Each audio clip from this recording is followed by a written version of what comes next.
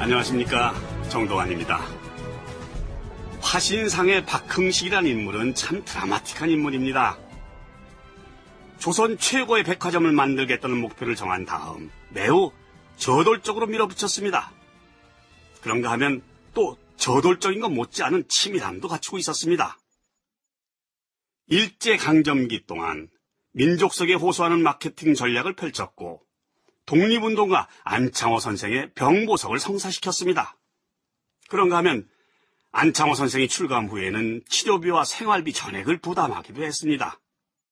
하지만 박흥식 회장은 잘 알고 계시다시피 일본의 식민지 정책에 적극 협조한 대표적인 친일파이기도 합니다. 박흥식은 화재로 무너진 화신백화점을 재건하는데 총독부의 힘을 빌립니다. 1935년 1월 27일 화신백화점엔 큰 불이 일어났고 이로 인해 박흥식은 위기에 처한다. 그러나 그는 그가 이용할 수 있는 모든 것을 동원해 위기를 돌파해 나갔다. 우선 조선 총독부로 달려가 종로경찰서 구관을 임시 백화점 매장으로 쓸 수 있도록 해달라고 요구했다. 너희요, 종로경찰서 구관을 임시 백화점으로 내달라. 예. 화재로 타버린 화신 백화점을 증개축하는 동안에 거기에서 백화점 영업을 하겠습니다. 이봐요, 박 사장. 비난 여론이 쏟아질 겁니다. 이것도 총독 각하께서 막아주시라요. 박 사장. 이 박흥식이 기간 조선 총독부에 할 만큼 했습니다. 총독 각하, 인구 40만의 경성, 소방차가 겨우 30대입니다. 만일에 우리 화신이 네 일로 주저앉으면 이 박흥식이 일본 본토로라도 달려갈 겁니다. 달려가서리 총독부의 무사한 일을 문제 삼아달라고 호소할 겁니다. 결국 조선 총독부는 박흥식의 청을 들어주었고 언론들의 비판 여론조차도 재빨리 수습해 주었다. 이와 같은 분위기 속에서 박흥식은 본격적인 화재 수습에 나선다. 1990년 발간된 한국상업사 조사자료의 기록. 박흥식은 1935년 8월 15일 반소된 동관을 5층으로 증개축했고 1936년 12월에는 서관 일부를 개점하였다. 1937년 11월 11일 화신서관에 인접해 있던 대창무역 부지까지 새로 구입하여 영건평 2,000평이 넘는 지하 1층, 지상 6층의 화신백화점 서관 건설을 마무리했다. 당시 화신백화점이 사용하고 있던 점포는 구관, 신관 합쳐서 영건평 2,500평에 달했다고 한다. 이로써 화신백화점은 규모 면에서도 미스코시 백화점이나 미나카이, 조지아, 히라타 등 일본계 백화점을 누르고 조선 최대의 백화점이 된다.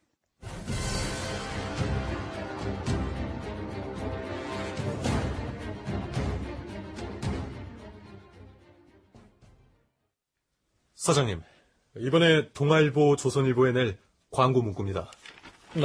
봅시다. 토약하는 조선의 화신백화점. 어떻습니까? 조선인 유일의 백화점이란 뜻을 10분 살려서 만든 문구입니다만. 좋긴 한데 이게 좀 약한 것 같아. 하나를 더 넣자. 도약하는 조선의 화신백화점. 거기다가 조선의 백화점. 우리 화신만이 조선의 백화점이다.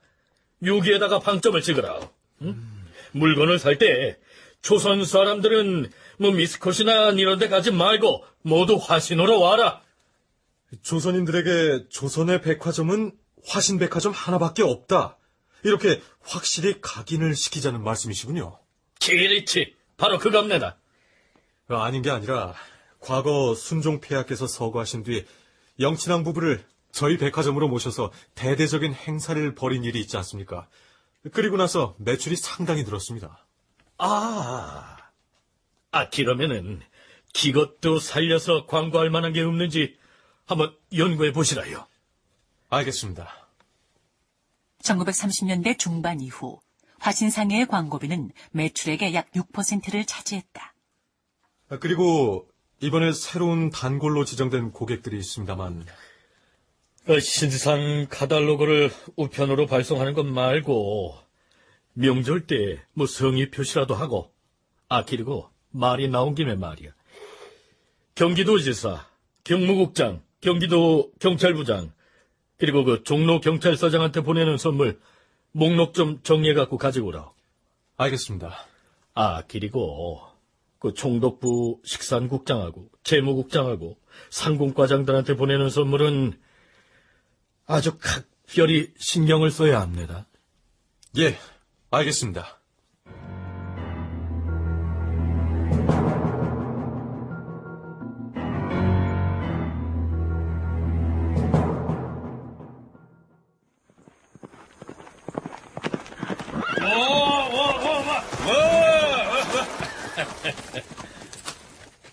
총독카카, 또 오늘은 그만 달릴까요?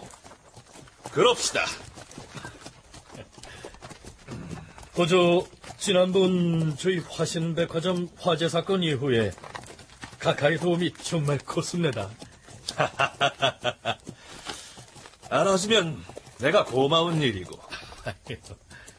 어전 이번에 임기 마치고 돌아가시면 언제 다시 뵐 수 있을지 모르겠습니다.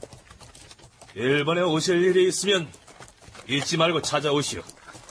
네, 그동안 박 사장한테 신세진 게 한두 가지가 아닌데.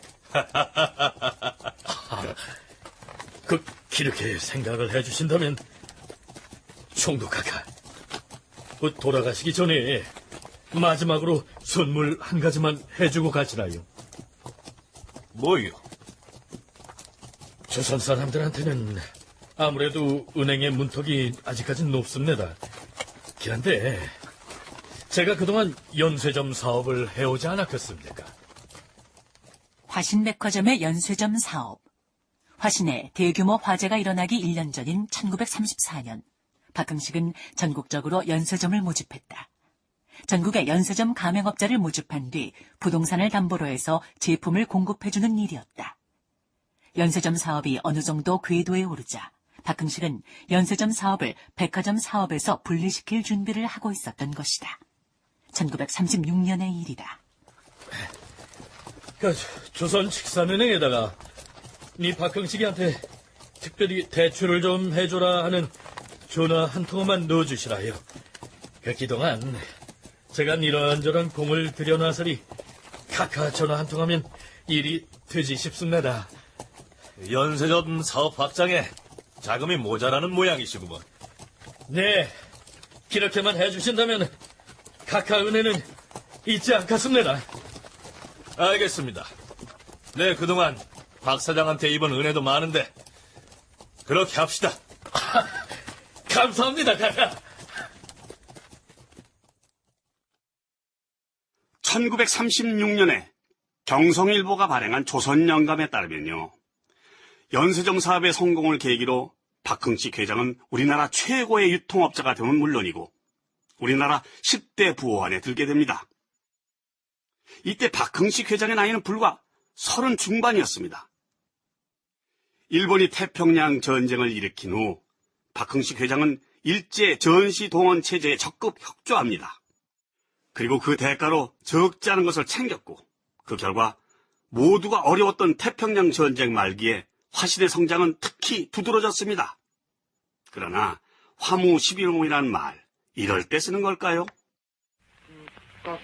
世界の体制と帝国の現状度に鑑み 1945년 8월 15일, 일본 제국주의는 마침내 연합국에 항복했다. 천황의 항복선언 직후 경성 미쓰코시의 간부들은 긴급 회의를 가졌으며 그날 오후부터 영업은 일시 중단됐다. 그리고 다음 날인 8월 16일 오전. 오늘로써 경성 미쓰코시 백화점은 공식 해산합니다. 그동안 함께 일해온 임직원 여러분들의 급료와 퇴직금은 가능한 지급을 할 예정입니다. 남아있는 상품들 가운데 돈이 될 만한 게 있다면 분배하도록 하겠습니다. 그리고 그로부터 얼마 뒤인 1945년 9월 7일 하지중장을 사령관으로 하는 미 육군이 인천에 상륙하면서 경성 미스코시는 적산으로 분류된다. 신세계백화점 25년사의 기록. 해방 후 미스코시 백화점은 1945년 9월 10일 김봉조라는 인물을 초대 관리인으로 임명하고 9월 15일 이름을 동화백화점으로 변경하였다. 이후 귀속재산으로 미군정에 귀속되면서 1950년까지 4명의 관리인이 교체되면서 겨우 명맥만 유지하였다. 이후 유교가 발발하고 서울이 수복된 후 미군 PX로 바뀌었다가 1955년 정식으로 문을 열었다.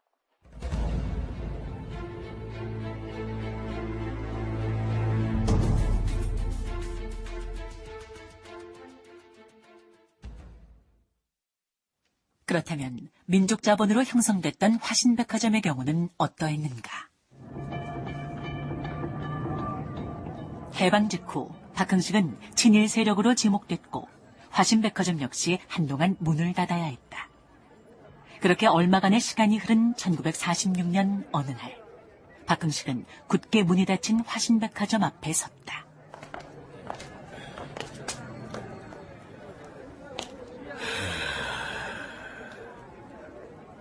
기렇게나 활기차던 백화점이었는데 사장님, 호주 언제까지 이렇게 비워둘 수도 없고 그 직원들 나오라고 했디요. 일단 들어가서 정비를 해봅시다.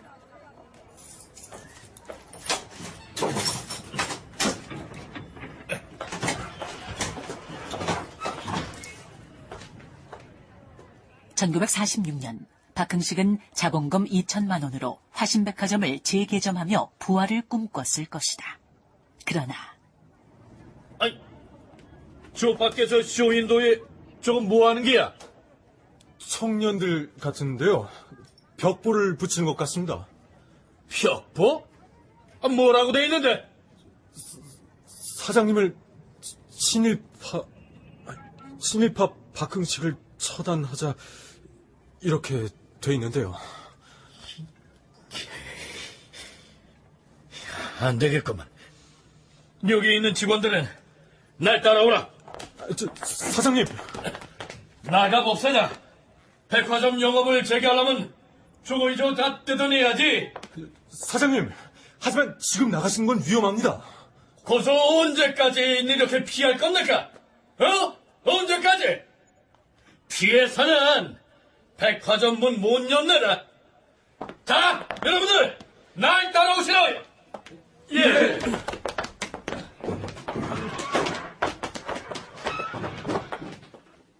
그렇게 박흥식은 몇몇 직원들과 함께 화신백화점 입구로 나갔는데 아이, 거기! 뭐 어쩌라는 게야? 친일파 박형식이다! 박형식을 처단하자! 네, 저 자식들이. 니브라우드! 예. 오늘부로 화신백화점은 다시 문을 열 겁니다. 화신백화점이 성공하느냐 실패하느냐 이거는 오로지 우리 손에 달려 있습니다. 어지럽게 붙어있는 저 벽보 깨끗하게 뜯어냅시다. 알겠습니다. 그런데 사장님, 여기 일은 직원들한테 맡기시고 사장님은 일단 안으로 들어가시죠. 놓으라. 내도 같이 벽보를 뜯을 거니까니 놓으라. 여기서 충돌이라도 생기면 지금은 사장님한테 불리합니다. 저기 청년들 이쪽으로 옵니다. 일단 충돌은 피하죠. 일단 얼른 들어가시죠. 그렇게 박흥식은 백화점 안으로 몸을 피하고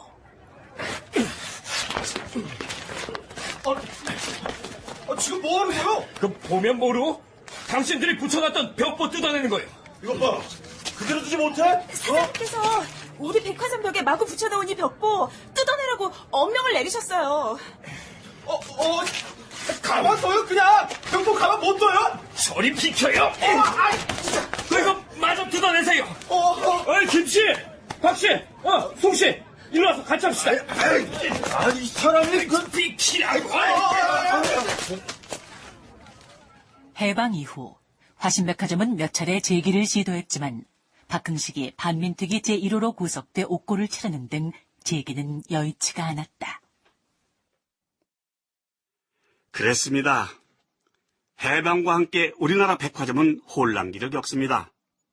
그와는 대조적으로 사람들이 시장에 몰려들기 시작했습니다.